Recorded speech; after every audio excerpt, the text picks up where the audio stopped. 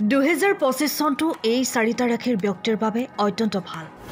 এইকেইটা ৰাশিৰ ব্যক্তিত্বৰ বিকাশ ঘটিব। আপুনি জানি আচৰিত হ'ব এইকেইটা ৰাশিৰ ব্যক্তিৰ চিন্তা অতি উচ্চ হয়। এইকেইটা ৰাশিৰ ব্যক্তিয়ে আনলৈ ভয় নকৰে, লগতে আৱেগিক নহয়।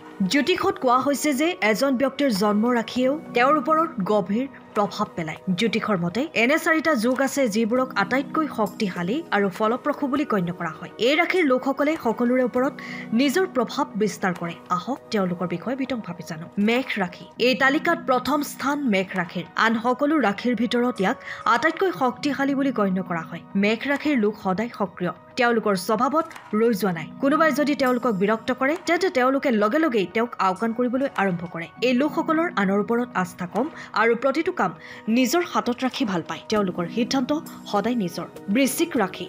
বৃশ্চিক ৰাশিৰ লোকসকল নিষ্ঠাৱান আৰু সৎ, কিন্তু তেওঁলোকৰ ভিতৰত এটা অভিপ্ৰায় স্বভাৱো বিশিষ্টভাৱে উপস্থিত। তেওঁলোকে নিজৰ সততা কেৱল প্ৰাপ্যসকলৰ বাবেহে ৰাখে, কিন্তু প্ৰতাৰকসকলৰ সন্মুখত সদায় সজাগ হোৱা উচিত। বৃশ্চিক ৰাশিৰ লোকসকল অতি আৱেগিক, যাৰ বাবে কেতিয়াবা তেওঁলোকক সহ্য কৰাটো প্ৰত্যাহ্বানজনক হ'ব পাৰে। কুম্ভ ৰাশি। কুম্ভ ৰাশিৰ আটাইতকৈ ডাঙৰ বৈশিষ্ট্য হ'ল তেওঁলোকে কেতিয়াও আৱেগৰ বাবে কোনো সিদ্ধান্ত লোৱা নাই। প্ৰয়োজন হ'লে তেওঁলোকৰ অনুভৱ আৰু সংবেদনশীলতাক আওকাণ কৰিও আগবাঢ়ি যোৱাৰ সাহস থাকে। কুম্ভ ৰাশিৰ লোকসকল অতি কৌতূহলী আৰু আকৰ্ষণীয়, বুদ্ধিমান বুলিও গণ্য কৰা হয়।